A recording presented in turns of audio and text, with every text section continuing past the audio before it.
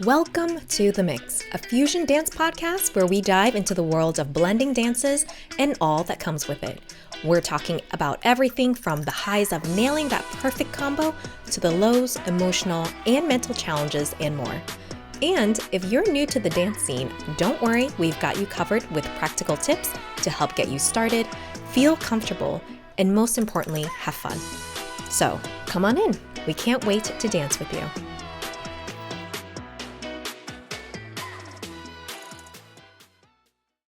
Hey, Oh, hey, hello. How you doing? it's been a while since we actually recorded like you and me one-on-one. hmm Um, kind of took a not even took a break, but I mean it's the holidays. So Yeah, Merry Christmas, Happy Hanukkah, Merry Kwanzaa. I don't know how to. yeah, Christmas, Yeah, Hanukkah, Kwanzaa. Christmas, Hanukkah, Kwanzaa. Oh, before I forget, I want to do shout outs to some people Mm. because it's kind of cool because people have been coming up to us being like, hmm I like your podcast, I've been listening to it. Or even shout out to Kat, where I didn't even know you, but you just DM'd me saying like, I don't think we've interacted in person, but I'm really digging your podcast with Kaylin. Very relatable, especially the story about holding. Episode 3, where we talk about holding your breath because the lead is breathing in your face too hard. So, but it was so cool just being able to be like, oh, Yeah. cool. This is how a little small nugget, a little way of connecting to someone else in the dance community. Mhm. Yeah, I also want to shout out all of the people who've come up to me at dances and said things like, "Oh my gosh, like I enjoy your podcast or listen to it." Like Yeah. those little things are like they're so just so appreciated. It's really cool, and I mean we're doing this for love, and it's cool that there are other people who share that love with us. So yeah, thanks y'all for joining us. Whoop, whoop. So today we can't, yeah. So also, if you guys see us, yeah, feel free to say hi to us. We're friendly. We don't bite, as you can tell. I think when people say like, "Hey, I've been listening to your podcast," I'm like, "Oh, right, right." People listen to it, because we, like a human listens to it, Yeah, because we just yeah. put it out in the ethers and be like, "Okay, I hope ears are listening to this." So it Mhm. is quite nice when there's like you see like the actual person interacting and being like, "Hey, I've been following you guys for a bit," and Yeah. Yeah, yeah, like it is really, positive feedback. yeah. Oh, okay. Yeah. I hope you guys sound like you guys are hanging out with us on your morning drive on Monday to work. Your morning drive or commute from your bed to your desk. So, today I wanted to bring up dance burnout because I experienced it last month. And I remember Yeah. thinking for the first time, I think, or maybe like November, December, I remember thinking, what is wrong with me? But it's one of those things people don't tell you about it. And then we started talking about it. I was like, okay, I feel like this is a good topic to talk about in case someone else is trying to figure out like why they're feeling the way they do. Um, First of all, I don't know how to describe dance burnout. What would you? I don't know. How does dance burnout look like for you? Because you've danced longer than I have. Mhm. Man, okay, so I describe dance burnout physically as sort of this like you kind of I'll relate it to like, to athletics first and then I'll kind of describe it kind of as what it is. So a lot of the times like going through the wrestling season, because wrestling season is long. And when I say long, I mean it's just like 365, what I'm saying 24/7. It is always on. There's preseason, postseason. There's the postseason, the preseason. There's the postseason. It's just yeah, it's always happening. The regular season, I forgot about that one, and it feels like you feel run down a little bit. Like you feel like you're just not getting like you can sleep, but you're not getting enough rest. It can feel like you're kind of prone to injuries. It can feel like you're just tapped out, and I think like those are all words to describe this kind of like overwhelming fatigue. The kind of psychological and emotional feeling is one where you don't really feel it's more than just like, oh, you don't really get excited about it. It's almost like you dread it. And I think that's the thing to pay attention to is it kind of gets to a point of like it's almost this do I even enjoy this? Like, do I even like this kind of feeling?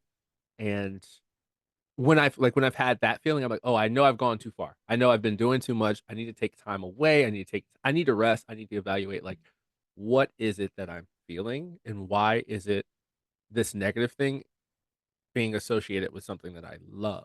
Because I know I love it. I know I do, right? But, like, why does it feel like this right now, you know? So, yeah, that's kinda it. Ooh, that was good. I think also, like the loss of joy.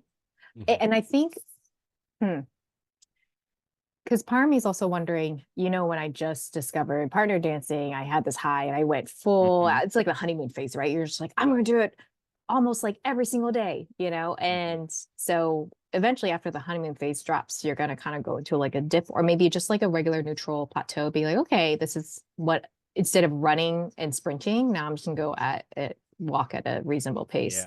Yeah.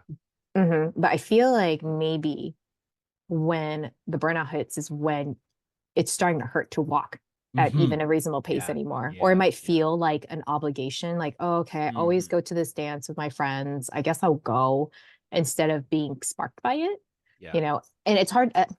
It's like a gray zone, right? Because sometimes work can get in the way or like things in life happen. So you're wondering, because I struggle with, do I go because I know dance usually or dance or exercise usually reinvigorates me. It makes me Hmm. feel better afterwards.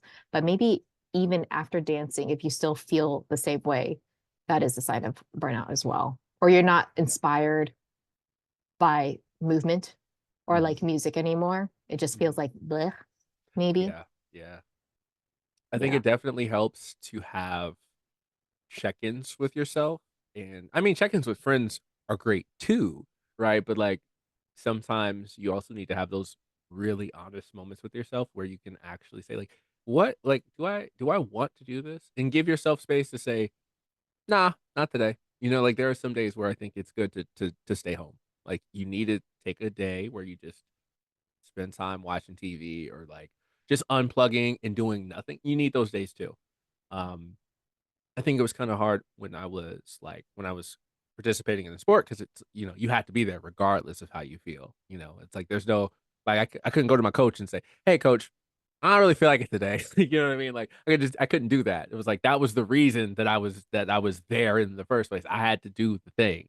So that level of commitment I think is one you don't have to apply unless like you're a professional and this is what you do. You know what I mean? Like if you're not at that level, then yeah, you're allowed to take some time off and say, "You know what? I'm gonna I'm not I don't need to do this today." Like it shouldn't feel like an obligation, you know? Do you feel like you also get drained by having dance conversations with dance friends when you're burnt out? I don't, but I think that's just because I think that's because I like to talk. No, I think I think that for like if you are feeling burned out, right? Like if you are in that place, it's definitely easier to get it's almost like once you burn the toast, this is an analogy that I hope it makes sense, all right? We love food here. So food analogies are just it's just what's gonna happen. Like once the toast gets burnt, you can't unburn it, right? You can't go back from that. You can scrape it off, sure. But if you keep it in the heat, it's just gonna continue to burn. It's gonna become more and more charred. And once you get to that point of burnout, if you're engaging in it, you're talking about it, you're doing those things, you are at risk of making it worse. So I do think and I think like when I've been in those periods, I've been able to kind of just go and try something else, whether it be another dance or another activity, something else that's physical but not the same, and it definitely helped. But oddly enough, dance was my burnout option or my option for when I was feeling burned out. And it kind of came in at a time where I was feeling burned out because I was like, man, I've just been wrestling and doing this and it's physical and I am tired. Everything hurts all the time. I want to do something physical, but something that doesn't hurt so much. So it was just kind of this like almost Interesting. this like perfect timing, that it kind of came in. Yeah, I think it's like movement, but a Hmm. different, maybe different scene. Yeah. I remember Cheryl Burke, who's one of the dancers, choreographers on Dancing with the Stars. She was talking about how when you keep pumping out like season after season, you get burnt out or you don't feel inspired anymore, especially if you're trying to create choreography. Yeah. And so she left for a while and went to Argentina to learn tango. Well, she already knew tango, I think, but just learn more of it. But no one knew her.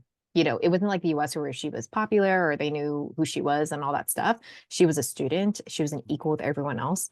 And she absolutely loved it. But I think again, it's still maybe she's still dancing, but I think it's that change of scenery and change Yeah. of new faces and maybe having that challenge. Because I think another thing is like, I don't know, this maybe contributes to burnout, but not feeling challenged anymore, or you feel plateaued, that it's like eating the same meal and nothing has elevated. So you're seeing it, you're eating the same meal at the same restaurant. Oh, some people do like that, eating the same meal at the same restaurant. Yeah, yeah, yeah, yeah. But it's like eating the same I one don't think dish. that's us here, Yeah. but yeah, there are definitely those. Yeah, there are those folks. They like the same thing. They know what they like, they know what they want, and that's it. Mhm. But That's good for eating them. that like 3 days, 3 times a day, I think you kind of get tired out by it.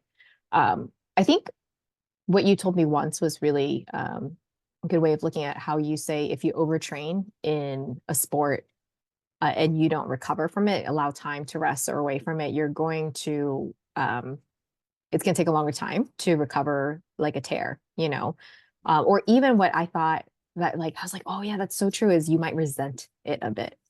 Hmm. Yeah. Yeah, yeah. I think that one's kind of scary because this is something that you love, and I think like when we have those moments, especially like for example, when you first got into it, you're like, "Wow, this is amazing!" You had like that high. You think of it, the burnout is kind of the inverse of that. And as high as the height can be, the depth can be that low, and I think there's a little bit of fear of like,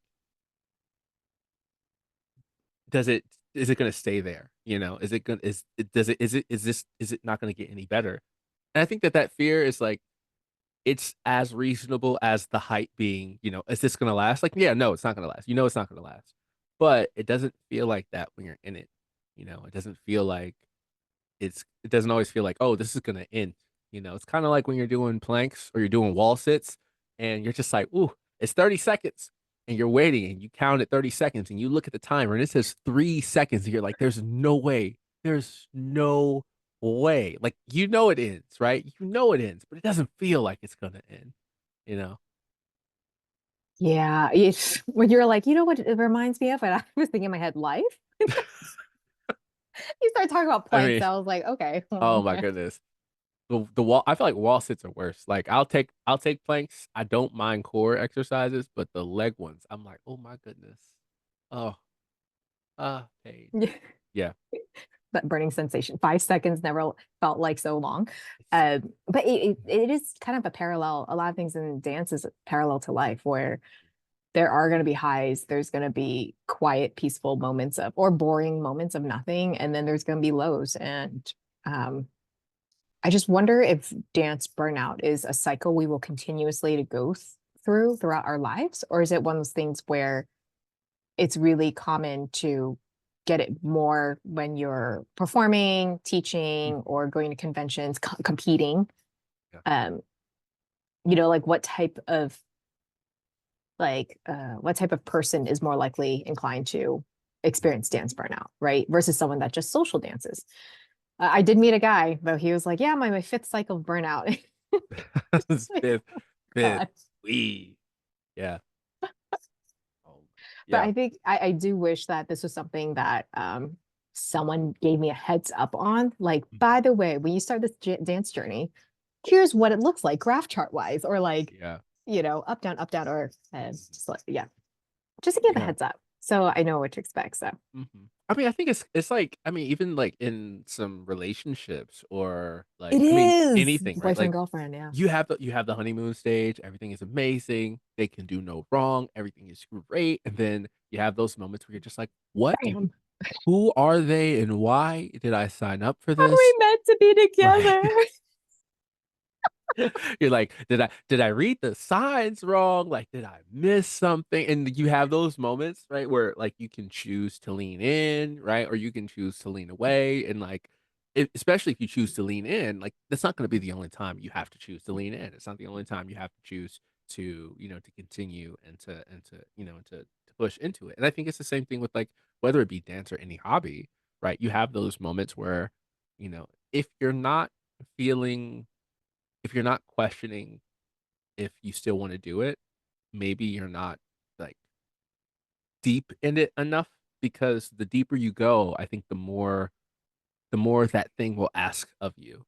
The more you have to give, the more commitment, the more learning, the more something, right? Like, and even with dance, there are those moments where you're like, "Okay, this is great," right? But, like, you only know so much up until that point. And then maybe there's a new dimension that opens up. Like you have to learn this new technique or this new component of the dance, this new thing. And maybe you don't want to. Maybe you only want to rock it at this level. And that's fine. Right. But if you want to go deeper, you want to be better, you also have to commit more. And committing more means more time, more energy, more effort. And more time, energy, effort means, okay, there's more of a chance that you burn out because you're pushing yourself in it and you're like, man, this is hard. I don't know if I like this, you know? So yeah, I mean, I don't know. I see like everything is like everything's gonna ask you to give more. And if you want to increase and get better in it, you have to be willing to give up a little bit more, you know? Mm, yep. I think another layer that adds to it that I think as dancers we kind of constantly go through is questioning our progress, our abilities. Yeah. And if you're already burnt out, you're going to question even more and be harder on yourself or feeling like you're not good enough, even though Yeah. you might be progressing technically. Um, Mhm. I Yeah. do you feel like it's similar to a relationship where we might need to give ourselves the opportunity to miss dancing. Like, Yes. Ooh, when there's that's a good. couple that's attached to the hips, but then Yeah. when, let's say they travel and they don't see each other for like 2 weeks, whatever, they come Mhm. back and it's like, oh, wow, amazing. I love you. Yeah. I miss Yeah. you. Yeah, oh my goodness. That's so okay, so I have the benefit, I'll say, and the privilege of being in a long distance relationship for actually for a couple years, and that was super hard to do, and it was also incredibly I feel like because you have to choose to be with the person that you're with, and most people are like, "I can never do long distance." I was like, "Well, look, I promise that wasn't the plan, alright? That is not what we thought it would be." Sometimes life happens and things happen, and if you wanna make it work, you have to choose to make it work, and, when we would see each other, it was just like I mean, like, we maintain, relationship, and we're talking, and, we're talking regularly, and communication super important, but, like, when we saw each other, it was like, oh, this is it like the sparks are so much more sparky because you haven't seen that person for however long. So it feels like it stays there's a freshness where it feels like it almost feels like an infinite honeymoon stage glitch because you're just like, I haven't seen this person for so long. And it just feels like it's restored. It's almost like you're fasting, right? Like you're taking because you're not regularly doing something or you're not regularly seeing someone or regularly like with them that you appreciate it more. And it feels like because of that time that you spent apart, it just builds up, builds up, builds up. That anticipation gets there more and more and more. And then when you do see them, you're just like, "Ah, they're amazing. Everything is great. I love them." I Um, remember why I liked you in the first place. yeah, that's real. It's real. Oh my goodness. So if you feel like you're in a rut, go on a trip. Don't see them for like a month. Come back and I mean, hopefully, if you should be excited. If you're not excited to see them, then probably talk to someone. Are we Uh, starting to make this like a relationship podcast? we're like, we're gonna start taking questions now. Do I do this? Um, Yeah. So at first I was like, are you talking about relationships or dance? And I realized it's about relationships. But Relationships with dance. But all right. I'm done. I actually unintentionally took like maybe 2 weeks off from dancing because it was the holidays, family Mm, in town, hosting, and travels as well. But without realizing it, when I came back, I remember thinking, actually going to a dance social and saying, you know what, I'm going to really set the intention now for mhm. tonight. I want to well, focus on two things. One, a technique thing, which is like engaging my core because I don't and my back hurts. But then the second thing is more of like emotional mental thing, Yeah. which is I am here to get in touch and tap in with that spark of joy that I felt when I started dancing. And I really focused on that, sat in my car for maybe a few minutes, and then went into the dance social. And that was a game changer because that's all I kind of looked at and paid attention to throughout the night. So, but I think having that 2 weeks of no dancing and no movement, as much as my feet started itching to dance, it was again like seeing your boyfriend or girlfriend back again. You're like, oh, I remember why I really enjoyed this. Yeah. Yeah. Yeah. So I think taking breaks, having some distance from it, or like you said, having a new creative outlet or trying a new dance style, I think so our brain can be stimulated Not going so hardcore. I don't know how people that compete, that teach, that go to socials do it all, or maybe after a convention, that's why they're all dead afterwards. Yeah, yeah. And kind of like what you said, just self-care. It's like bringing it back to the basics, whether it's going for a walk, not doing something mindless, but just getting yourself grounded again. And Mhm. another thing I think, which I'm trying to be careful of, is reassessing my expectations Mm. Ooh, on what I yeah, think a dance social or dancing should look like, what my experience should be. Because there are times where I'll be like, this DJ is not good. I'm not gonna like the night. And it's like, yeah. um, in life that's not how it always is gonna be, but you gotta work with what you got. Mhm. And so I think it's like releasing expectations, and there's so many variables you can't control. The DJs, music, the dancers in the room, their skill level, all that stuff. So, but if I keep expecting this like amazing experience and I don't have it, I'm gonna be disappointed every time. So Yeah. it's one thing You I'm know, trying to work on. no, that's so good. I think that's like, so that makes me think of kind of those mountaintop experiences, like for example, going to different like conferences. You go to a conference or an exchange or something like that. You have like a really, I mean, just like really good experience. And and I'll even say with mine, like coming back from Seattle or coming back from New York and like having that like it's just a weekend of just dance and you kind of come back and it's not that there's anything wrong with your local scene or that people, it's not that, but I think because you're in a place where it's so concentrated that your your expectation and your standard of what and how good things can be, like your baseline just jumps. And because your baseline is so high, you can kind of come back sort of with this like, is anything ever gonna be this good? And it's almost Yeah. like there's like this like it's like there's a little bit of a sadness there, that like kind of that's swing over or that just feeling of like, I want more, but I know I can't have it. It's like it's a little sad, it's a little melancholy, right? It's like a little bit of that like ah, wistfulness. It's like having the best meal and knowing that it's not gonna be topped off. And unless you go travel to that restaurant in another country again, Mhm. you're probably not gonna have anything close to it, but Yeah. managing expectations again. Mhm. Yeah. Yeah.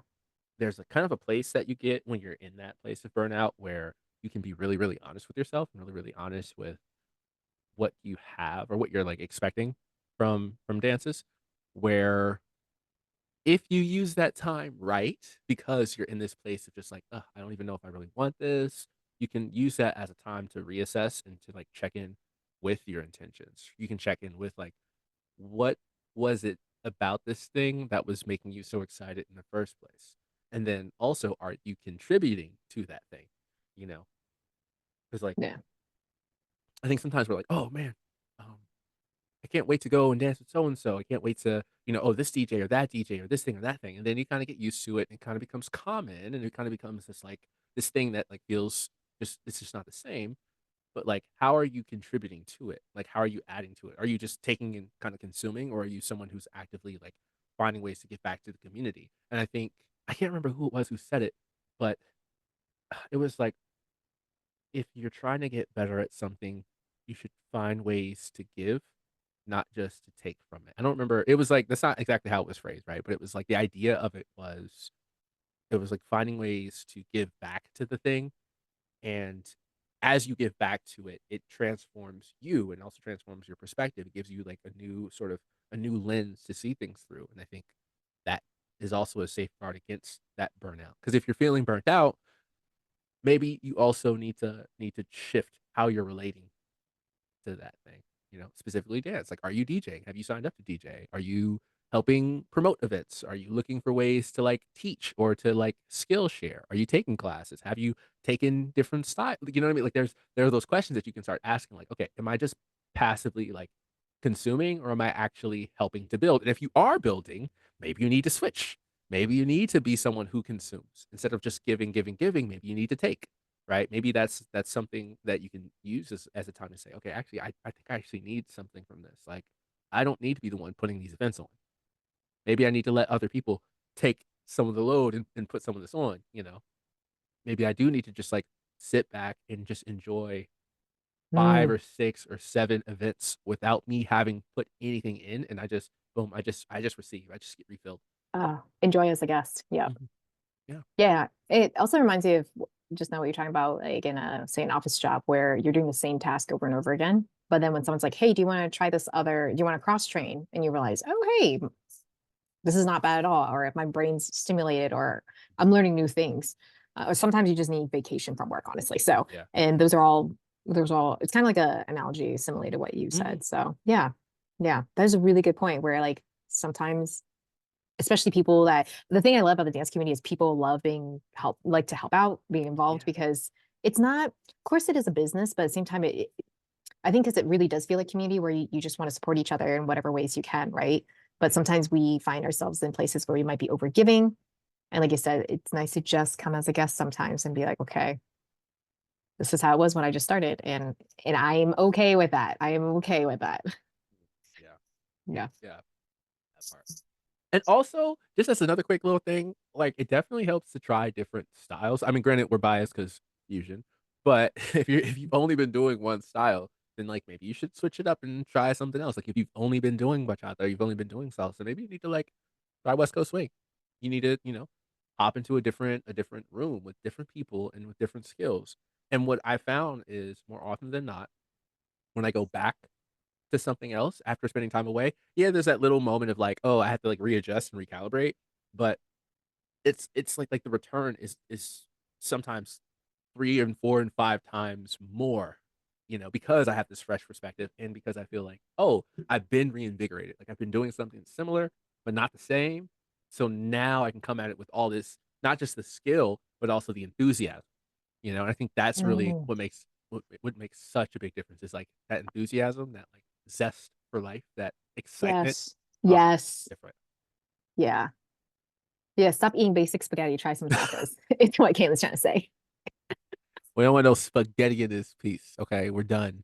We're done.